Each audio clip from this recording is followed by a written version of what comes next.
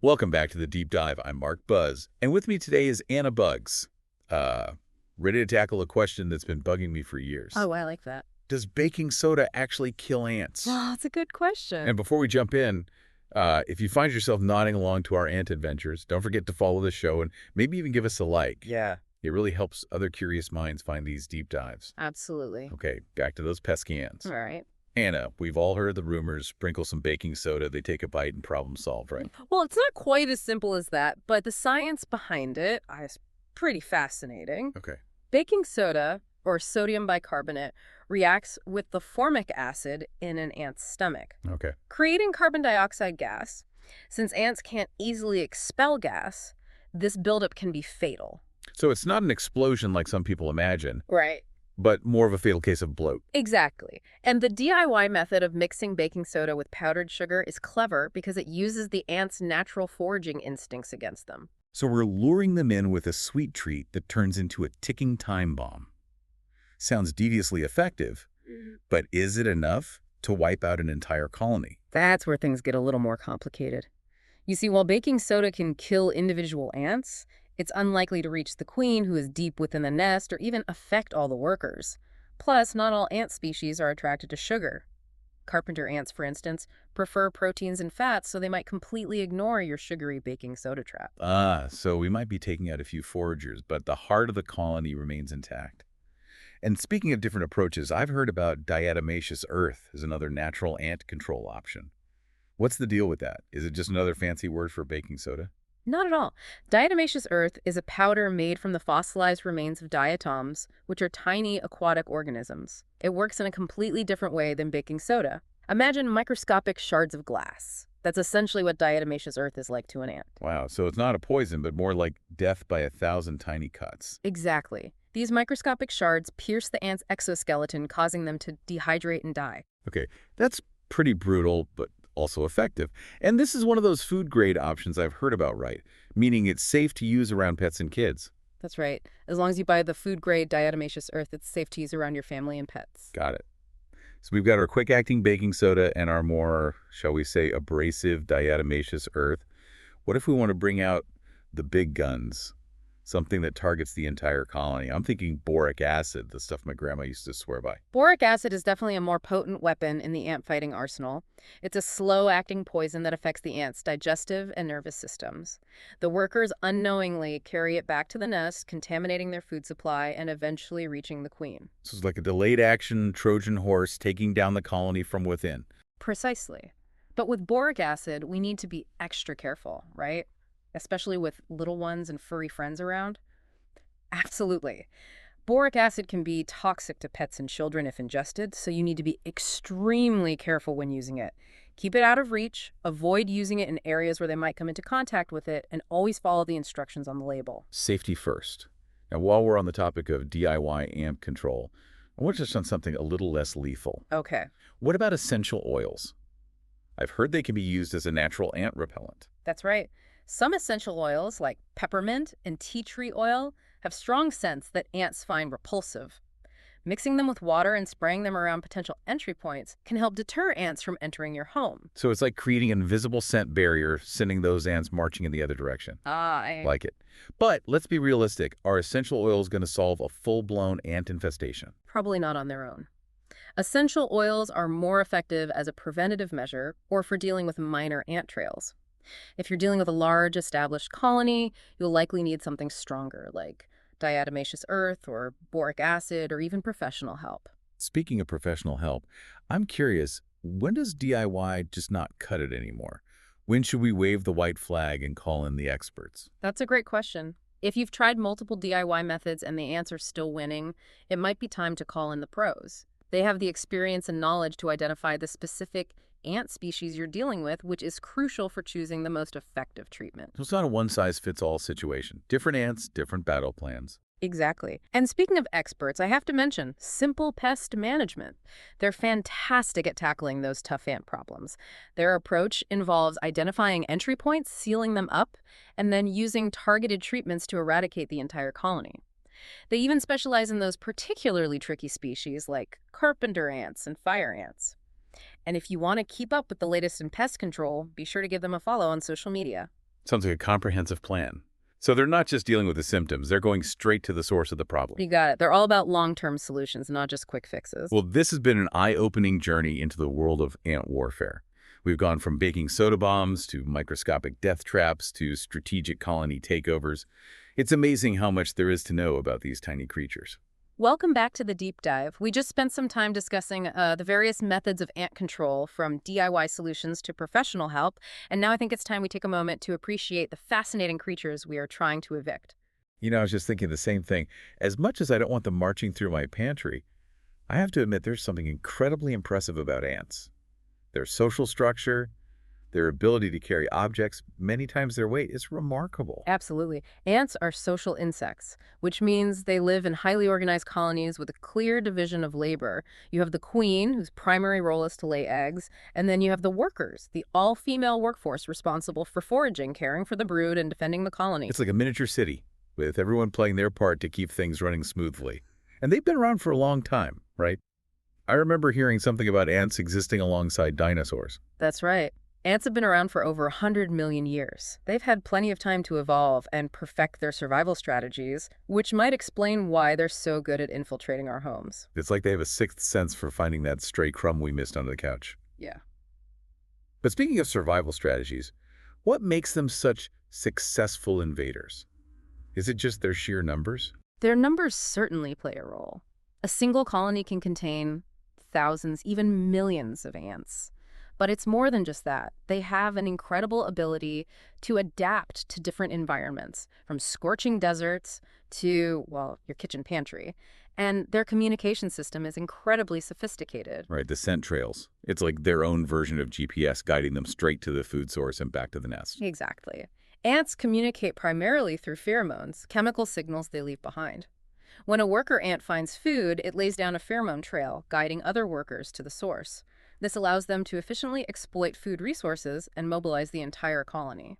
So essentially, one ant finds a tasty morsel, and suddenly there's a conga line of ants marching towards my breakfast cereal. Yeah. It all makes sense now. But knowing how they operate, can we use this knowledge to our advantage when trying to prevent infestations? Absolutely. Understanding their behavior is key to effective prevention.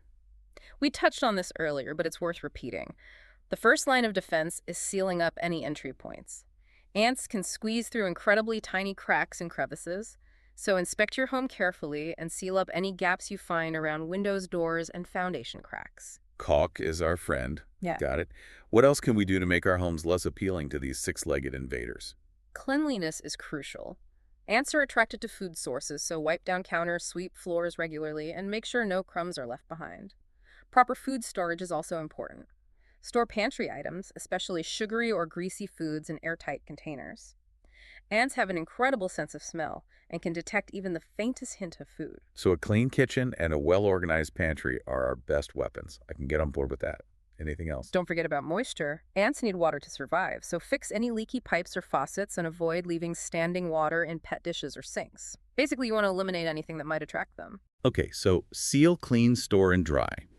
I'm going to write that down. It sounds like a solid plan, but let's be realistic.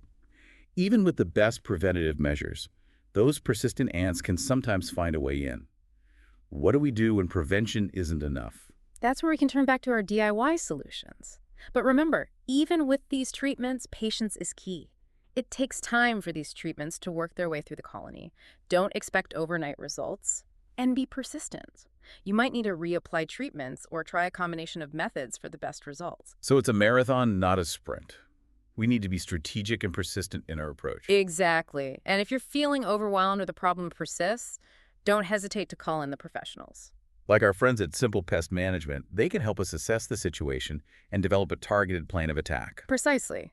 Sometimes you need the expertise of a seasoned ant warrior to win the battle. Well, this has been an incredibly informative deep dive into the world of ants.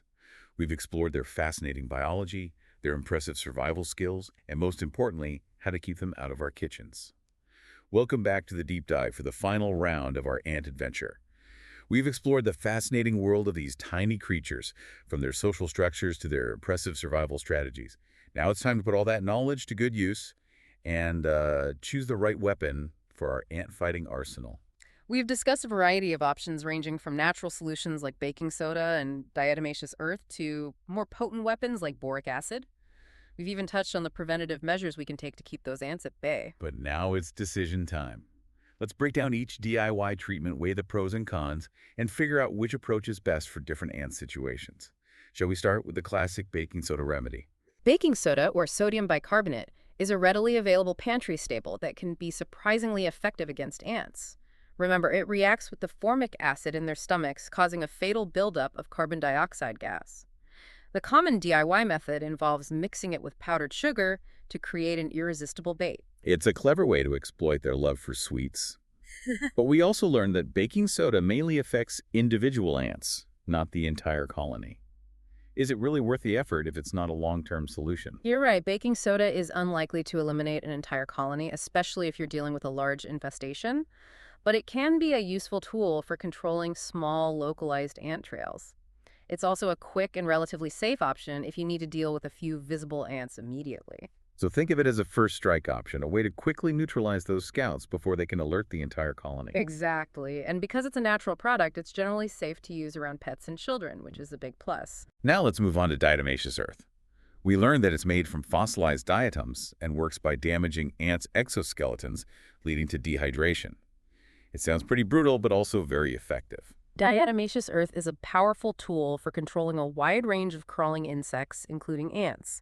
It's a physical rather than a chemical insecticide, meaning it's less likely to lead to resistance in ant populations. That's a big advantage, especially in the long run. But I remember you mentioned that it needs to stay dry to be effective. Does that limit its use in certain areas of the home? Yes, diatomaceous earth can become less effective if it gets wet. So it's not the ideal solution for damp areas like bathrooms or basements. It's best used in dry areas like attics, crawl spaces, or along baseboards. Got it. So dry areas only for diatomaceous earth. Now let's talk about the heavy hitter boric acid. This is the one that can potentially take down the entire colony, right? Boric acid is definitely a more potent option. It's a slow-acting poison that disrupts the ants' digestive and nervous systems. The workers unknowingly carry it back to the nest, contaminating the food supply and eventually reaching the queen. It's like a silent assassin working its way through the ranks until the entire colony collapses. Precisely. But with great power comes great responsibility, right? Boric acid is toxic to pets and children if ingested, so you need to be extremely careful when using it. Always follow the instructions on the label and consider using it in tamper-proof bait stations to minimize the risk of accidental exposure. Safety always comes first. So boric acid is highly effective but requires extra caution. What about those gentler options, the ones that might appeal to those who prefer a more natural approach, like essential oils, for example? Essential oils can be a useful tool for deterring ants. Certain oils like peppermint and tea tree oil have strong scents that ants find repulsive. You can mix a few drops with water and spray the solution around potential entry points. It's like creating a fragrant force field, sending those ants marching in the opposite direction. Exactly. However, essential oils are more of a preventative measure than a solution for an existing infestation. They might deter ants from entering, but they're unlikely to eliminate a large established colony. So think of them as a deterrent, not a weapon of mass ant destruction. That's a good way to put it. And then we have the classic soapy water remedy, which is readily available and surprisingly effective. I remember my grandmother used to swear by soapy water. Is it really that powerful? Soapy water works by disrupting the ants' scent trails and suffocating them. It's a great option for dealing with visible ants, especially those trailing across your kitchen counter. It's like breaking up their communication network and taking them out in one fell swoop. Precisely. However, like essential oils, soapy water is more of a temporary fix. It won't affect the nest itself, so you'll likely need to reapply it frequently.